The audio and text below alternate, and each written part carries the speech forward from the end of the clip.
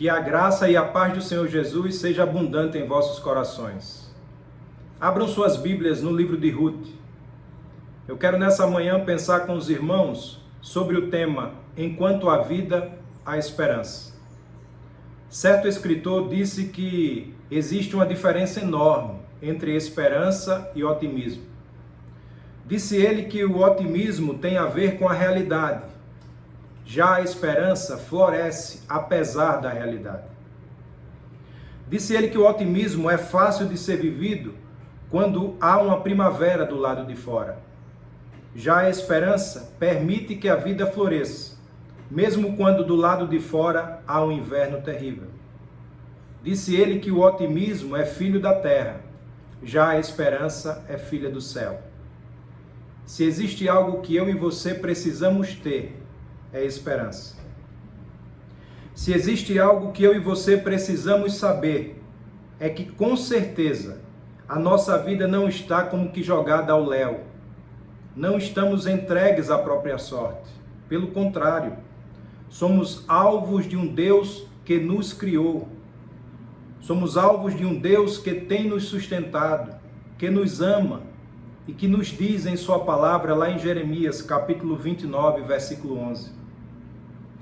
Porque sou eu que conheço os planos que tenho para vocês, diz o Senhor. Planos de fazê-los prosperar e não de lhes causar dano. Planos de dar-lhes esperança e um futuro. Por isso, mesmo em meio às dificuldades, mesmo em meio aos problemas, eu quero desafiar você a ter esperança. O texto de Ruth vai nos ensinar algumas lições preciosas que precisamos praticar para que possamos nutrir o nosso coração com esperança, para que possamos encher o nosso coração de esperança. Leamos o texto, Ruth capítulo 1. Na época dos juízes houve fome na terra. Um homem de Belém de Judá, com a mulher e os 2 filhos, foi viver por algum tempo nas terras de Moabe. O homem chamava-se Elimeleque, sua mulher Noemi, e seus 2 filhos, Malom e Quilion.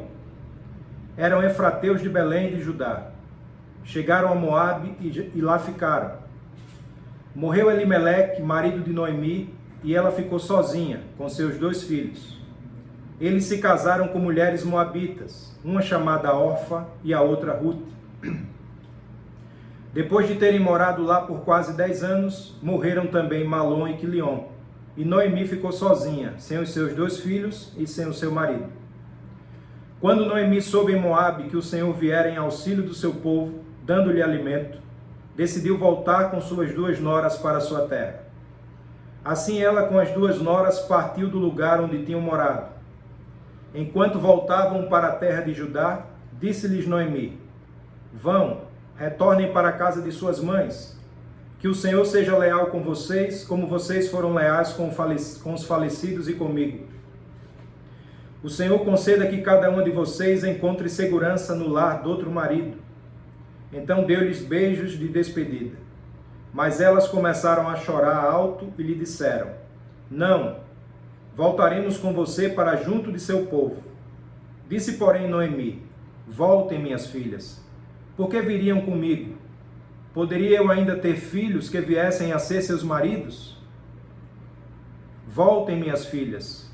Vão, estou velha demais para ter outro marido. E mesmo que eu pensasse que ainda há esperança para mim, ainda que eu me casasse esta noite e depois desse à luz filhos, iriam vocês esperar até que eles crescessem? Ficariam sem se casar à espera deles? De jeito nenhum, minhas filhas. Para mim é mais amargo do que para vocês, pois a mão do Senhor voltou-se contra mim. Elas então começaram a chorar alto de novo. Depois Orfa deu um beijo de despedida em sua sogra, mas Ruth ficou com ela. Então Noemi a aconselhou: Veja, sua concunhada está voltando para o seu povo e para o seu Deus. Volte com ela. Ruth, porém, respondeu: Não insistas comigo que te deixe e que não mais te acompanhe. Aonde fores, irei. Onde ficares, ficarei. O teu povo será o meu povo, e o teu Deus será o meu Deus. Onde morreres, morrerei, e ali serei sepultada. Que o Senhor me castigue com todo rigor, se outra coisa que não a morte me separar de ti. Quando Noemi viu que Ruth estava de fato decidida a acompanhá-la, não insistiu mais. Prosseguiram, pois, as duas até Belém.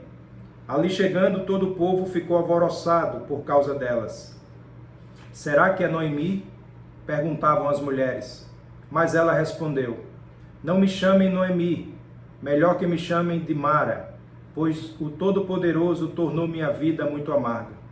De mãos cheias eu parti, mas de mãos vazias o Senhor me trouxe de volta. Por que me chamam Noemi? O Senhor colocou-se contra mim, o Todo-Poderoso me trouxe desgraça. Foi assim que Noemi voltou das terras de Moabe, com sua nora Ruth, a Moabita. Elas chegaram a Belém no início da colheita da cevada.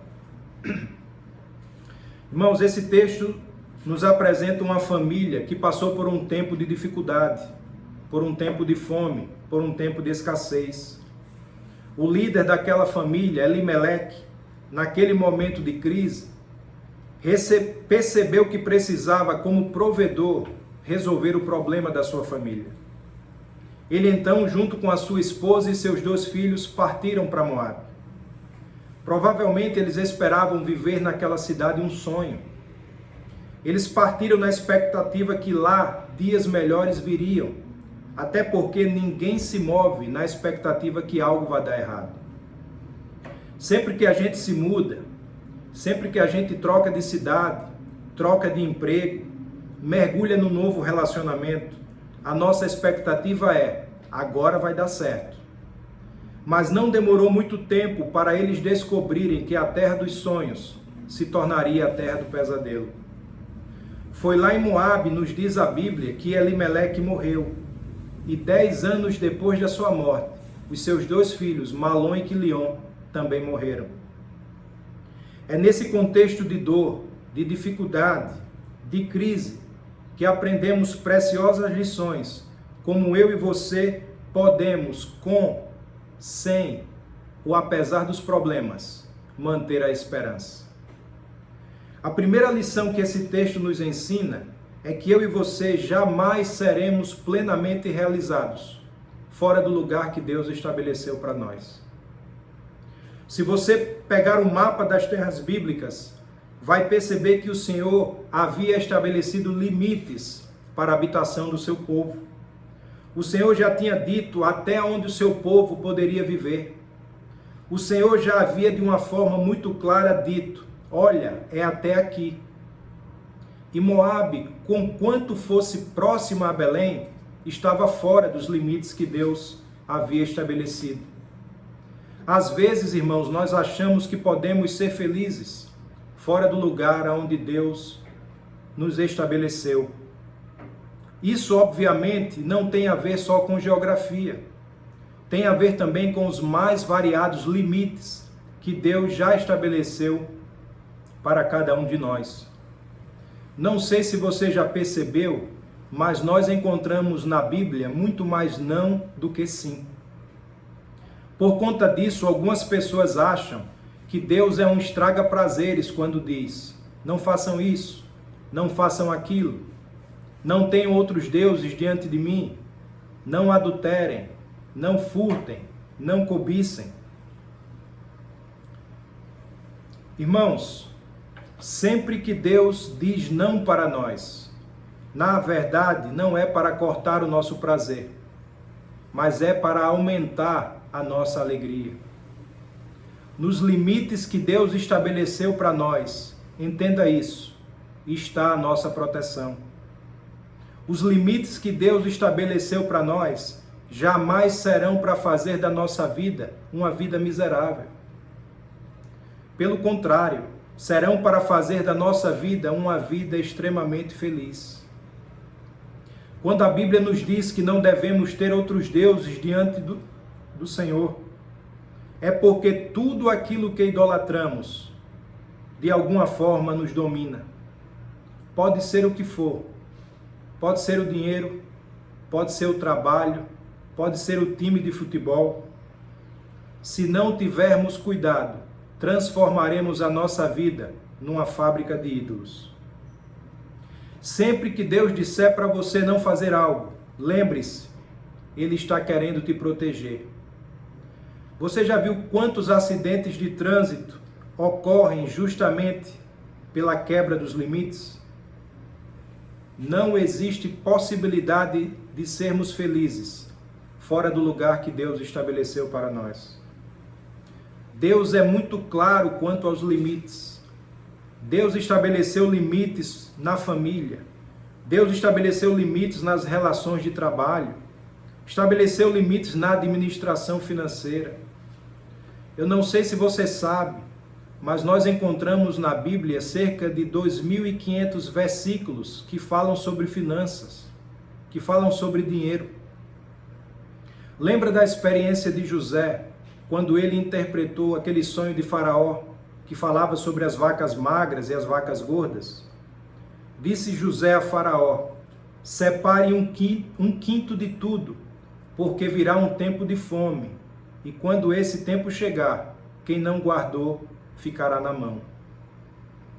Você conhece alguém assim que vive gastando tudo o que ganha, sem pensar no amanhã? Você não precisa ser miserável. Eu lembro, alguns anos atrás, de uma reportagem que mostrou um homem que, ao sair para trabalhar, ele tirava as pilhas do relógio da parede, porque dizia ele que ninguém ficaria em casa para olhar as horas, então não havia necessidade do relógio ficar trabalhando. Já pensou que miserável, irmãos? Então você não precisa ser miserável, mas também não precisa ser gastador. Deus também estabeleceu limites para a criação de filhos, limites para os relacionamentos entre homem e mulher, limites para os relacionamentos com os amigos e vizinhos. Nos diz a Bíblia em Provérbios que não devemos deixar os nossos pés na casa do nosso vizinho, para que ele não se aborreça e nem se fadigue. Sabe aquela amizade de cama, mesa e banho? Não é saudável. Irmãos, sempre que deixarmos de ouvir a palavra de Deus, teremos problemas. Não existe possibilidade de sermos felizes fora do lugar que Deus estabeleceu para nós.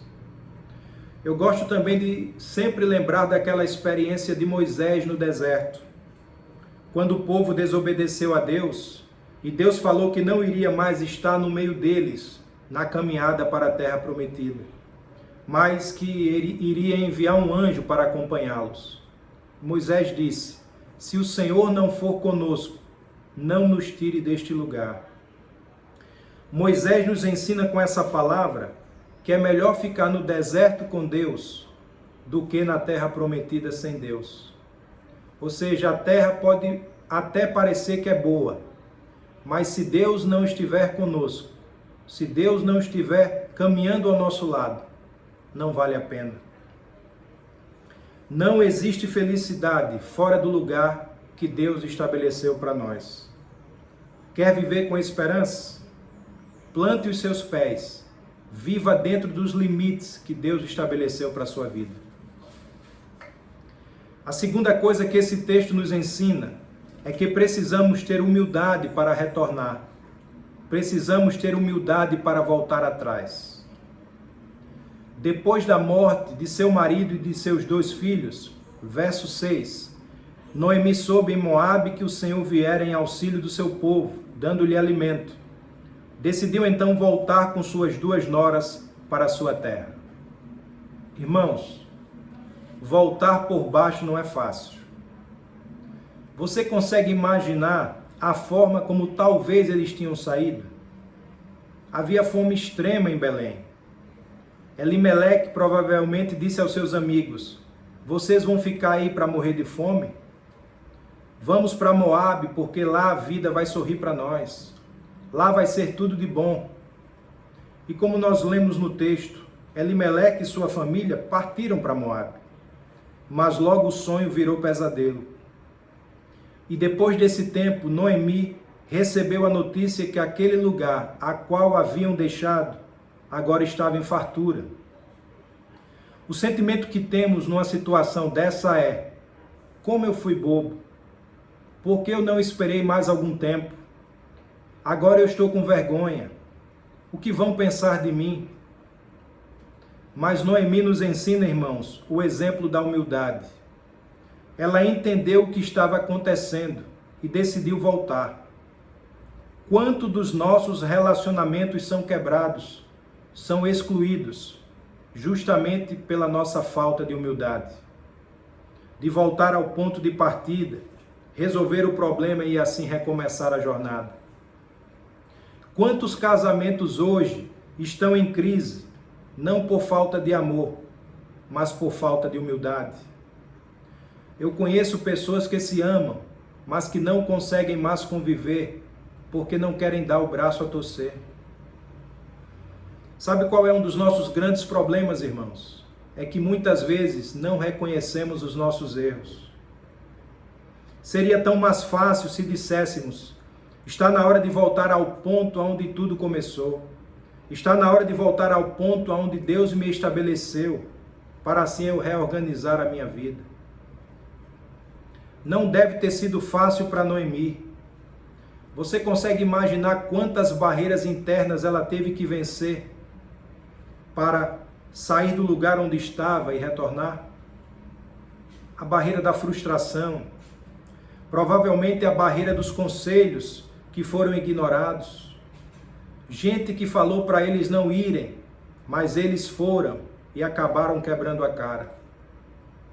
Você já quebrou a cara alguma vez na vida? Provavelmente sim. Eu mesmo quebrei a cara várias vezes. Eu lembro no meu tempo de criança, de adolescente, quantas vezes meu pai e minha mãe me disseram: Rodrigo, não façam isso, não faça isso. Mas eu ia lá, fazia e não dava outra. Quebrava a cara. Precisamos dar mais atenção à palavra daqueles que nos amam. Às vezes, Mitkó me fala: meu amor, tenha cuidado, não faça isso, se afaste dessa pessoa. Sabia, irmãos, que existem pessoas que temos que nos afastar? Sabia que tem gente que não dá para andar junto? Existem pessoas que temos que amar em Cristo, mas com um certo distanciamento. Não precisamos estar agarrados com todo mundo, não. Olha o que o apóstolo Paulo escreveu na sua primeira carta aos Coríntios, capítulo 5, versos 9 a 11. Já lhes disse por carta que vocês não devem associar-se com pessoas imorais. Com isso não me refiro aos imorais deste mundo, nem aos avarentos, aos ladrões ou aos idólatras. Se assim fosse, vocês precisariam sair deste mundo. Mas agora estou lhes escrevendo que não devem associar-se com qualquer que, dizendo-se irmão, seja imoral, avarento, idólatra, caluniador, alcoólatra ou ladrão. Com tais pessoas vocês não devem nem comer. Irmãos, Noemi teve que vencer os erros assumidos na viagem. Estava muito claro na lei que eles não deveriam dar os seus filhos em casamento a filhos de estrangeiros. Porém, os 2 filhos dela casaram-se com mulheres estrangeiras, com moabitas. O povo de Moabe era um povo idólatra e até sacrifício humano praticavam. Então, voltar para casa com aquelas 2 moabitas significava dizer que ela não só tinha saído do lugar onde Deus a havia plantado, que ela não só havia ignorado os conselhos para não ir, mas ainda havia se misturado com os povos de outra terra. Era muita vergonha, irmãos.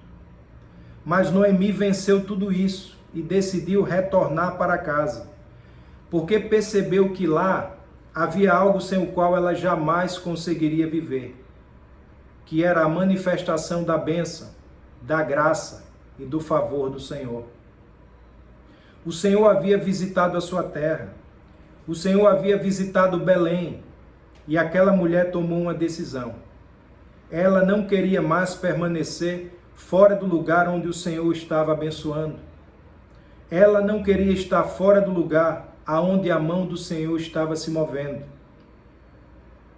Às vezes, irmãos, por conta do orgulho, por conta da vaidade, por conta da soberba, para não dar o braço a torcer, ficamos de fora do que Deus está fazendo.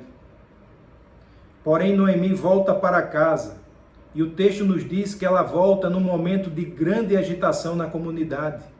Era o início da colheita da cevada.